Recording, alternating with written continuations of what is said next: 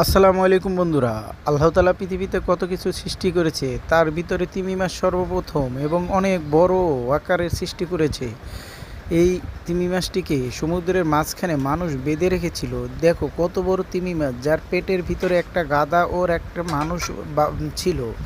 যে গাদার পেটের ভিতর থেকে কত বড় স্পেস, দেখো কত বড় গাদা এবং মানুষগুলো বেরিয়ে যাচ্ছিল।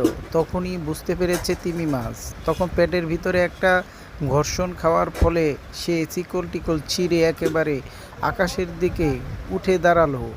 অনেক অনেক শক্তি নিয়ে চিকলগুলো ছিঁড়ে গেল। দেখো কত বড় চিকল দিয়ে বেঁধে রেখেছে, মানুষটা বেরোতে পারছে না, কিন্তু তারপরেও সে গাদারটি খুব জোরে দ্রুত গতিতে ছুটে পানির গতিতে বেরিয়ে গেল।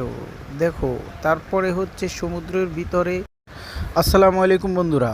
আল্লাহ তাআলা পৃথিবীতে কত কিছু সৃষ্টি করেছে, তার ভিতরে তিমি মাছ সর্বপ্রথম এবং অনেক বড় আকারের সৃষ্টি করেছে। এই তিমি মাছটিকে সমুদ্রের মাঝখানে মানুষ বেঁধে রেখেছিল। দেখো কত বড় তিমি মাছ, যার পেটের ভিতরে একটা গাদা ওর একটা মানুষ ছিল। যে গাদার পেটের ভিতর থেকে কত বড় স্পেস, দেখো কত বড় গাদা এবং মানুষগুলো বেরিয়ে যাচ্ছিল। তখনই বুঝতে পেরেছে তিমি মাছ, তখন পেটের ভিতরে একটা ঘর্ষণ খাওয়ার ফলে সে চিকল টিকল ছিঁড়ে একেবারে আকাশের দিকে উঠে দাঁড়ালো।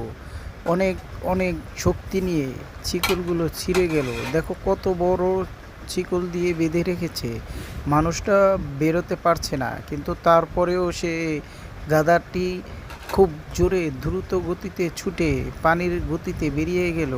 দেখো তারপরে হচ্ছে সমুদ্রের ভিতরে।